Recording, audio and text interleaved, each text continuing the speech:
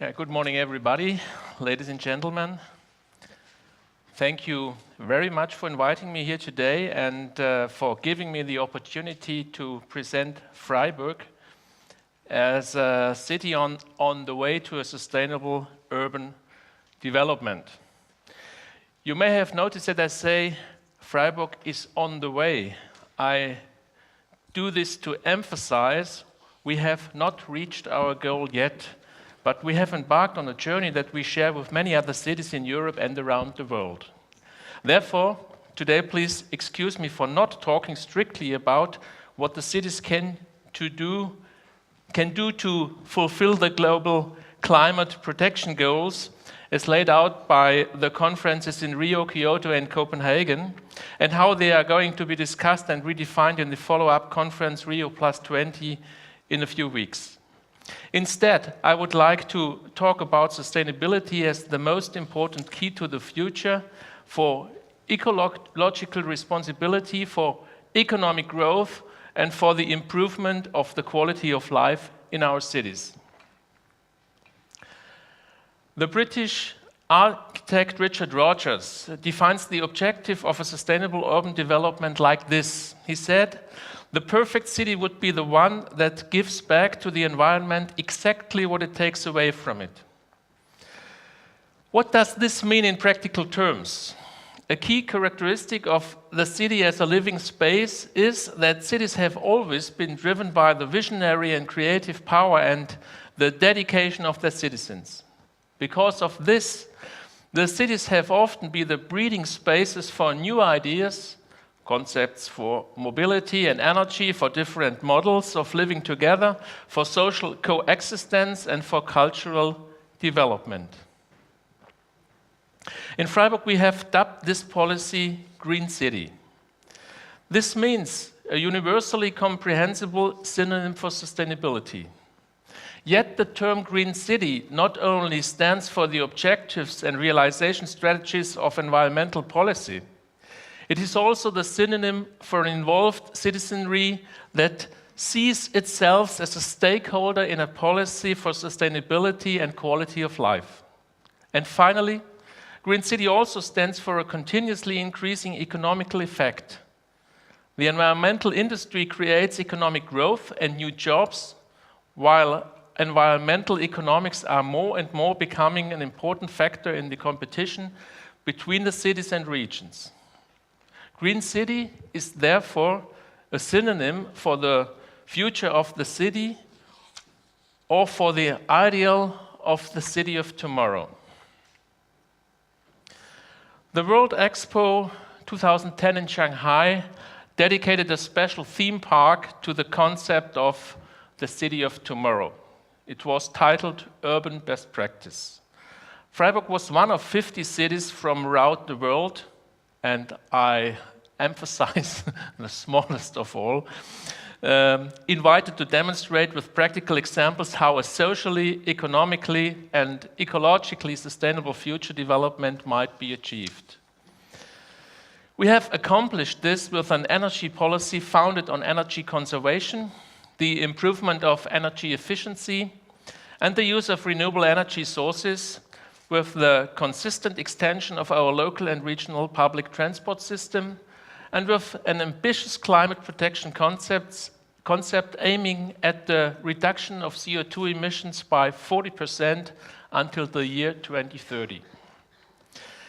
Ladies and gentlemen, something that makes Freiburg special and distinguishes it from many other cities is the mix of political, economical, geographical, and psychological aspects you will find there. There is Freiburg's trend-setting, quality-focused urban planning and urban design, which is a grown tradition. And there is also the historical experience, you see here, of having prevented the construction of a nuclear power plant through peaceful political protest. It was a singular event in Germany's history. The event took place in 1975 in the small town of Wil, 25 kilometers away from Freiburg, and that formed the core of the civil movement that eventually became Germany's Green Party. There is the experience and competence garnered from being one of the leading centers for the research and application of solar energy. Freiburg is actually the host of the world's second largest research institute for solar energy. It is a place where new technologies and processes are developed and exported into the whole world. Research, production, service industry, and trade have helped to create several thousand new jobs in Freiburg and have become an important economic factor. And finally, we are lucky to have a very cooperative industry, very attentive citizens who favor an environmentally conscious lifestyle, and also, it's necessary, clear majorities in the city council, the basis of all political action within the city. All these factors form the basic conditions for an urban policy which has chosen sustainability as its guideline and which has been making this visible and palpable in an integrated urban development concept. In order for it to be successful, we require the cooperation between the cities to be able to exchange our experiences and to learn from each other. Another necessity is the cooperation with science and research, as well as with the citizens and with the industry, because these issues can only be solved if all of us work together. These are our most important objectives. We deal carefully with our valuable nature spaces and green areas. Half of our municipal area consists of nature and landscape conservation areas, and more than a third, about nearly 40%, is covered by woodland. Yet, Freiburg is also one of the fastest growing German capitals with a high demand for dwellings. In order to deal with this, our urban development policy prioritizes interior development, infill development, and the conversion of industry and military areas over greenfield development. In doing so, we were able to reduce the demand for greenfield developments below a third of what we originally predicted 10 years ago. Our energy policy is based on energy conservation, on greater energy efficiency, and on the use of renewable energies. Since 2009, every private household in Freiburg, without exception, is supplied with what we call Ökostrom. That means green electricity generated from regenerative sources and from cogeneration plants. We are currently planning new wind energy plants, and we equip every public building with a photovoltaic facility. We are consistently expanding the public transport in the city and on a regional scale in order to reduce individual motor traffic and the CO2 emissions it entails. Freiburg's city railway system is one of the largest energy users, and it's exclusively run on energy generated from renewable sources. Today, 70% of all trips within the city are not completed by car, but instead on foot, by bike, or with buses and trams. Our standards of heat insulation and energy efficiency in new buildings are stricter and go further than currently prescribed by building regulations, because this is where the largest potentials for the reduction of CO2 emissions lies. Heating installations cause about 40% of the greenhouse emissions today.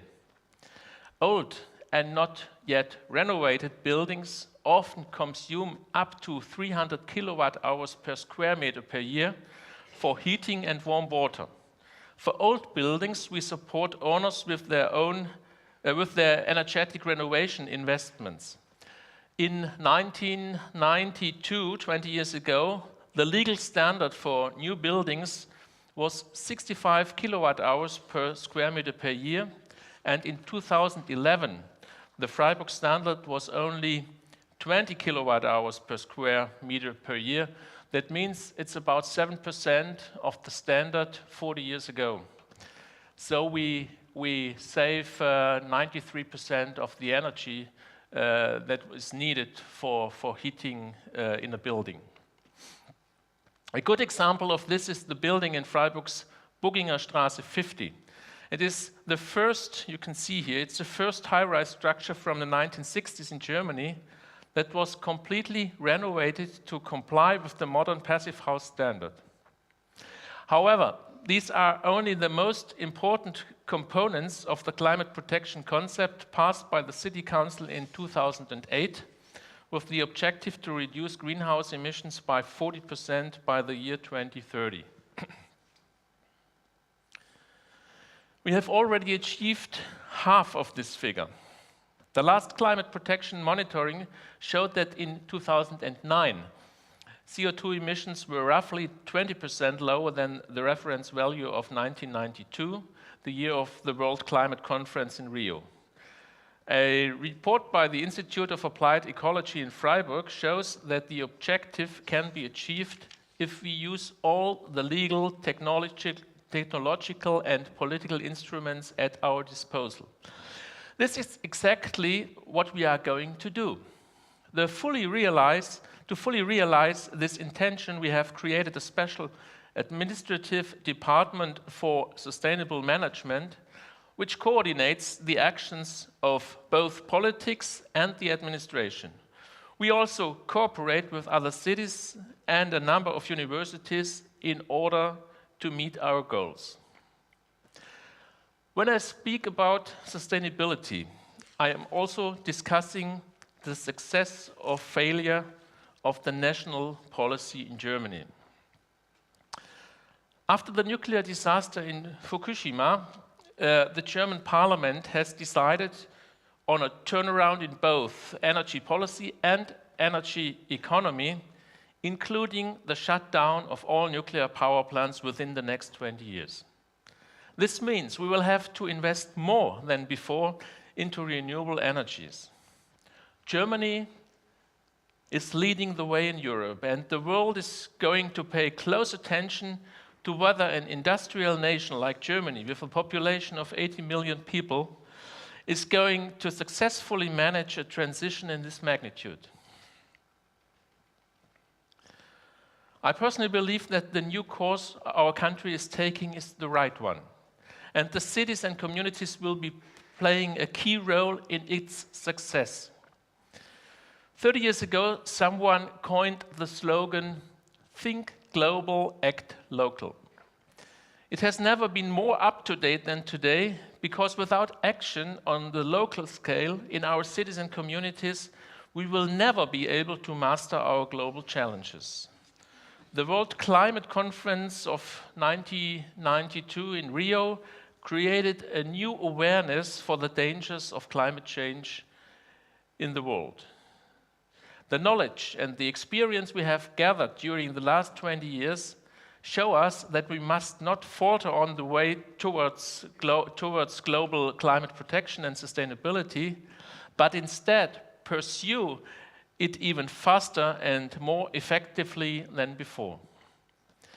This knowledge also tells us that we have to apply the principle of sustainability to more fields than just ecology. We have to turn to it in regards to the economy, the social and cultural infrastructure, and in dealing with public budgets. This means, in practical terms, it is sustainable to pay off debts and to pass on soundly financed and well-balanced public budgets to future generations. It is sustainable to build good schools for young people and to educate them in order to better qualify them for the future. And it is sustainable to create the basic conditions for an economical development in order to supply people with jobs and to empower them to live a self-determined life. However, Mayors and councillors cannot do this on their own, but only together with their actively involved citizens who enjoy the life in their cities and are willing to make the goals of a sustainable development their own. For this reason, sustainable thinking, acceptance, and participation are interdependent. And this is the way we give our people the opportunity to actively engage themselves in city politics and to come up with their own ideas. Before I finish my talk, please allow me to add one thing. Freiburg's way is not a patent remedy for everyone.